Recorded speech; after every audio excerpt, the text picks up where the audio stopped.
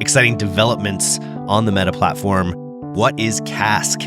New thing rolling out to some accounts. You might see it in your account. Basically combined awareness and sales campaigns. It really comes down to intent. You kind of have to do the groundwork to really define the intent of who you're trying to bring into your funnel. Do things like, we're seeing most brands shift more and more to video. 80% of our brands, the majority of their creative they're pumping out now is video. There's a new creative testing feature that's rolled out. One of the biggest things with Meta is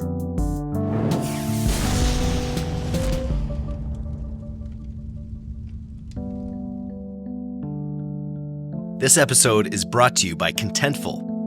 Marketers, you know that feeling when your creative clicks, when that social post sends engagement through the roof, when your outside of the box campaign hits ROI positive, when a personalized homepage turns prospects into customers? It's utter marketing bliss. Contentful helps you create tailored omni-channel experiences without working overtime. No stress, no limits, only possibilities. Get the feels at contentful.com. It's all killer, no filler. I'm Eric, and I'm here with head of Meta, Jacob from Pilothouse, to talk a little bit about some of the new exciting developments on the Meta platform that all brand owners need to know about. So welcome to All Killer, No Filler. How you doing, Jacob? Thanks. Yeah, pretty good. How about yourself? Beautiful day here in Victoria. Someone said it snowed, but I don't believe them because I didn't see it. So it's still spring as far as I'm concerned. What's new on the platform? What is CASC? Yeah, there's a bunch of new stuff rolling out pretty quickly here. We've been in touch with our agency Advantage reps. They're kind of keeping us in the loop.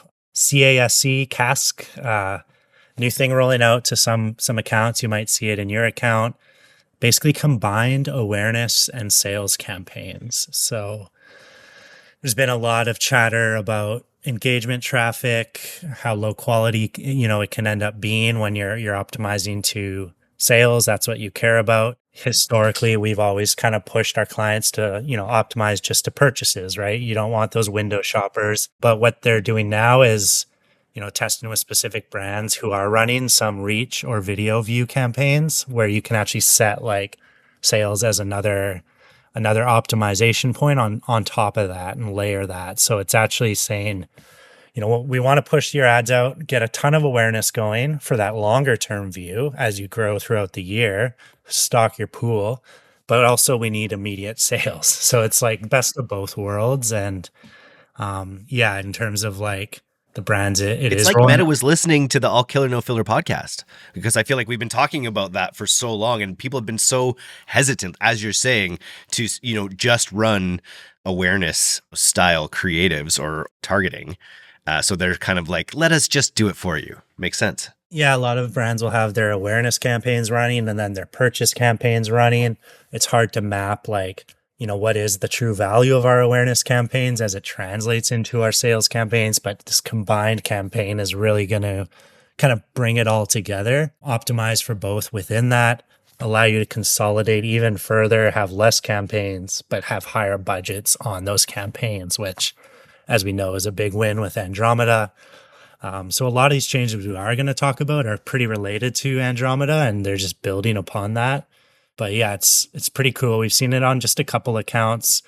It's very select accounts right now, so you probably won't see it in all your accounts, but it sounds like May is when it's going to be kind of rolling out further. They're seeing pretty good success with it. And yeah, it'll be interesting how it kind of tails into Q4 this year as people really should be having, like I said, larger stock of engaged audiences at that point, which will be good. Which brands is this for, and who is it not for? Just so our listeners know, is it something everyone should be running to test, or do you need to meet at certain thresholds? So the ones it's coming out to right now are people who have been running some reach or video view campaigns at a large scale, but it is like direct response heavy brands that this is geared towards. It's not necessarily a lot of brands that are fully focused on awareness. The old structure maybe has worked for them. This is more direct response for brands looking for purchases right now, but also looking to build up that awareness for, like we said, that longer term play as you plan out quarter 2, quarter 3, quarter 4.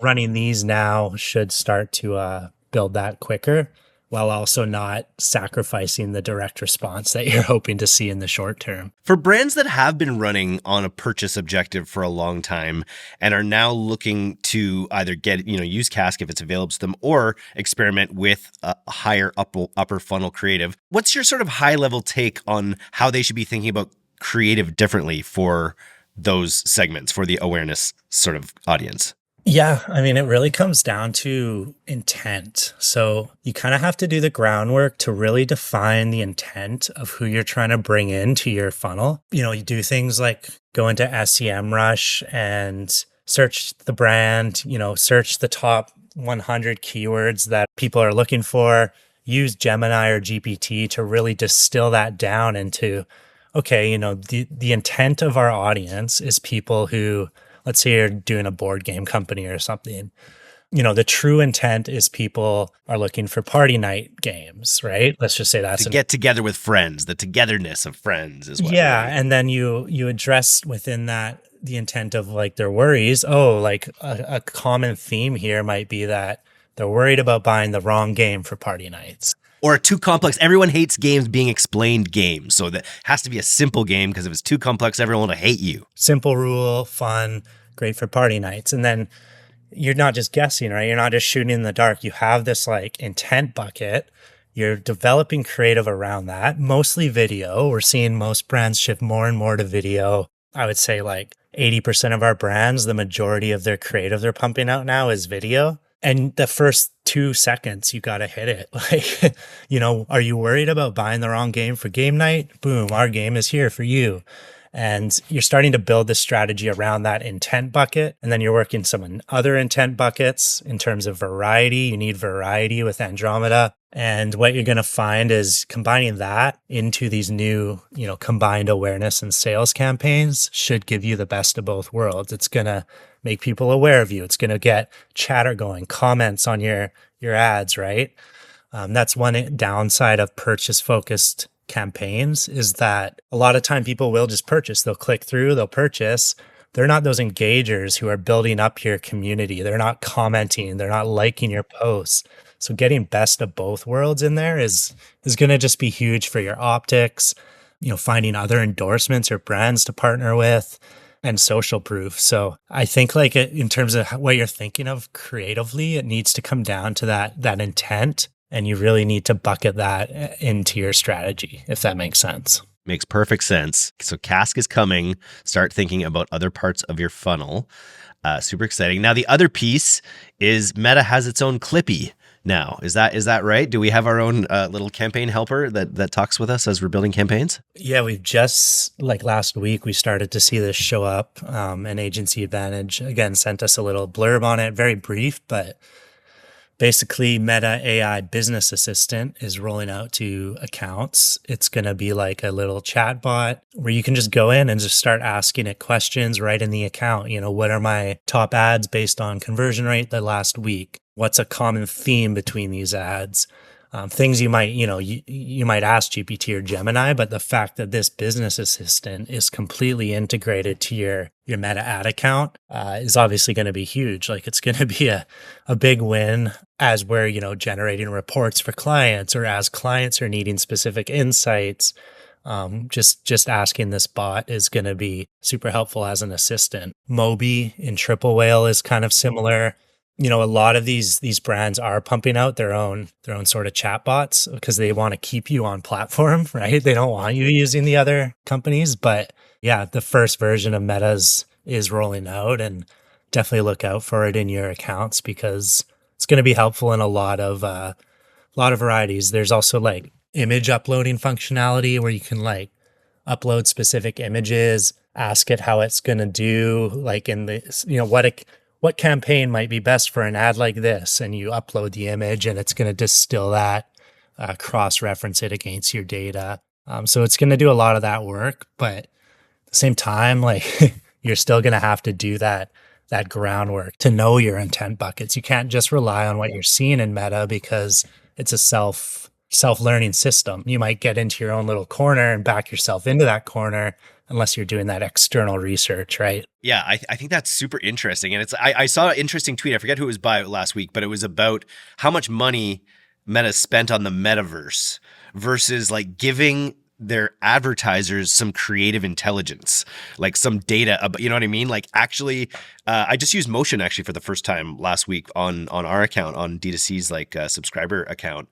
And it was great just to see all those like those insights about your campaigns, and see the intent. It'll also help you find like the intent behind the creative you're running, even if you haven't like articulated it yet. And it's going to be interesting to see how much this helps Meta, because it's like a little could go a long way in a world where creative does the heavy lifting for all your targeting, right? Yeah, 100%. You're getting, faster answers, basically like getting what you need quicker, and then you're reallocating that time into the groundwork essentially. So it's not like it's going to run your ads for you. Like that's a clear sort of distinction, but it is going to layer on top of that and give you what you need a lot faster. But when you are using things like this new Meta, business AI assistant, it's super important you're fact checking at the start, manually checking like, okay, it's telling me these are the top ads. Don't just blindly trust it, because it could be, going off different metrics at that point. So actually go in, fact check it, do your usual due diligence. And as the tool matures, it will become way more and more accurate based on feedback, based on what people are doing. But as with every AI tool, the first time you're using it, definitely like triple check the data it's spewing out. And again, it will save you more time down the road, but I think it's just important to mention that as well. We need a better name for it though. Meta AI business assist, like MABA. Corporate sounding. Yeah, we need a Zucky. Can we just call him Zucky? Zucky, yeah. We could. Not everyone will like it, but we could try it. What else is new on the Meta platform that our listeners need to be aware about? Yeah, there's a couple other things. There's a new creative testing feature that's rolled out just at the ad level. You'll probably notice it in most of your accounts at this point. You go into the specific ad, you'll see on the left side, there's like a creative testing button.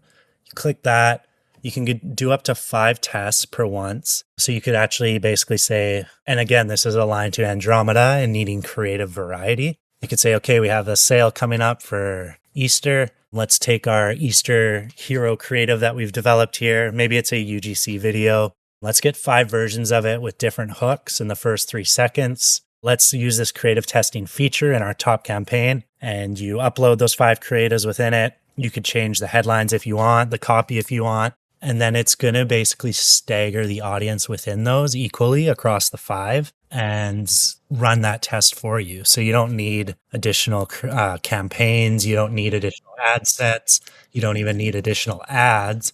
It technically kind of does it within the one ad unit. So it's very like small distinction, but it is super helpful because you can run that. It'll show up in the experiment section of the ad account, and it'll give you, the data points for each of those 5 creatives, cost per clicks, conversion rates, everything. You're going to, identify your winner from that. You're going to pause the losers out of this test, and then you're going to roll from there. So it's like it's less clutter, right? Like it helps you keep things streamlined, where you can just do the tests on the campaigns you're already running versus setting up dupes or things like that, which just kind of clutters the data. Yeah, exactly. Less clutter, more integrated with Andromeda, and just split testing right at the ad level is nice. And we've actually found another use where you can basically, it goes back to Meta trying to keep you on their platform, but you can use it to split test pages. So you could say, we have this ad.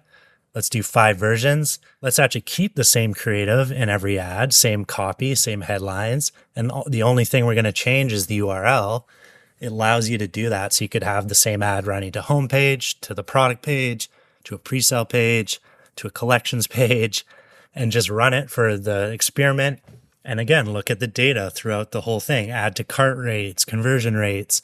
Boom, our collections page has performed better in this instance. Let's pause the others and let's actually switch all our other links to this collections page now that we know that. So we've used a lot of tools in the past, split testing our funnels behind a link, because you basically want one ad and you're split testing the funnel behind that ad. This allows you to do it up front.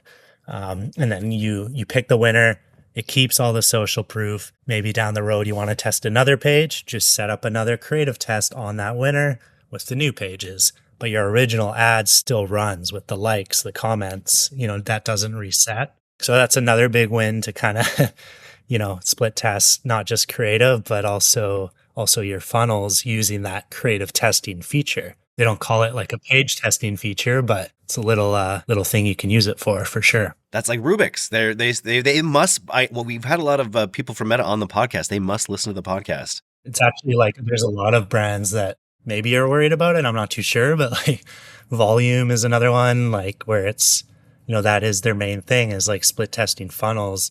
And not just Meta, but all these Google, Meta, Axon, all these big like ad platforms are trying to keep you on platforms. So they are slowly rolling out more and more features for things like this. And AI is, of course, pushing a lot of it through, making it easier, but definitely need to be taking advantage of it. I was saying it feels a little bit like we hit the beginning part of the singularity right now, where literally, using these tools, you can kind of solve any problem. You can build any software. It feels like that. We're in the shiny, everything is shiny period. I think once you have all these AI built softwares trying to operate out in the world, there may be other problems. Yeah. Wild times. And speaking of wild times, I hear Meta announced that they're changing the way they do attribution in Ads Manager. Absolutely wild. Yeah, and this is going to be more in March, but one of the biggest things with Meta is brands will complain like Meta is over attributing. They're taking way too much credit. Hey, there's our total Shopify revenue is the same in Meta. Like, how is it possible that 100% of our sales have come from Meta? That's impossible.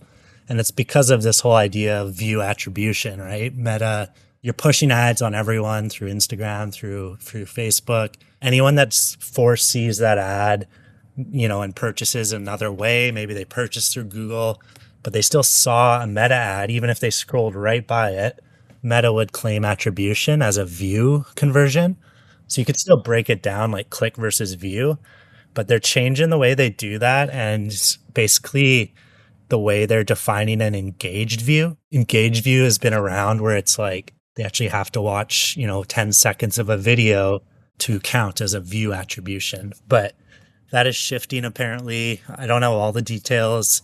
I don't know if they're giving you the option to define an engaged view or if they're just changing it. But I think it's going to be like layered into that, what we talked about at the start, the combined awareness and sales campaign. Makes sense in that case, for sure. It's just a long history of traffic platforms trying to make you pay for views and not clicks. Yeah, you'll be like, oh, my CPA is $2, and then you actually spend a bunch, and then you break it down. It's like, oh, well, like, actually, they would have all converted anyways. Like, so defining that further, giving you more control, and then layering in this combined awareness and sales campaign. We're still going to recommend you use third-party tools, of course, like, Triple Whale. We use a ton of Triple Whale for all our clients, and you still do want that unbiased source of truth, because Triple Whale, doesn't have loyalty to Meta more than it does Google, right? They're trying to define a single source of truth. But if Meta's working on that to try and get you to trust them more, it's just a good thing for brands, like at the end of the day. So we'll have more info, and maybe on our next podcast we could chat on it again, because it should be rolled out by then. But yeah, they're changing the way they do engage views, which will be great. Nice. And so does everyone have the AI business assistant now, or is that just being rolled out selectively as well? Not everyone. No, we've seen it on like just a few of our accounts. I don't know exactly how they're choosing. I think it's, top spending accounts mainly, but it is rolling out. So they're kind of beta testing it. The listeners will probably start to see it pop up here and there. And yeah, we'd encourage you to use it, and we'll be using it, and we'll just make sure. Share tactics on how people, because that's what's so neat about all this stuff, is everyone can have their unique take on how to use these tools effectively. So if you're out there using ZuckyBot, let us know. Send us an email, eric@directtoconsumer.co, and let me know if you're using, what the best query you've done so far. I built a website on Claude the other day for my rowboat business. And when I was asking it like about the project or whatever, I'm like, okay, let's do it. And he's like, and Claude was like, let's go. I'm like, whoa, Claude, like, take it easy. Yeah. How did you know? How did you know I go hard like that? But anyways, what a brave new world, I keep saying. And I'm so glad to be able to connect with experts like you, Jacob, to keep me connected on what's happening on Meta. Of course. Yeah. I love coming on and look forward to the next one.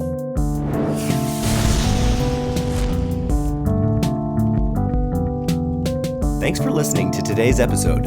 If you're not getting the D2C newsletter, you can subscribe for free at directtoconsumer.co. And if you want to learn more about Pilothouse's all-killer, no-filler services, take off to pilothouse.co. I'm Eric Dick, and this has been the D2C Podcast. We'll see you next time.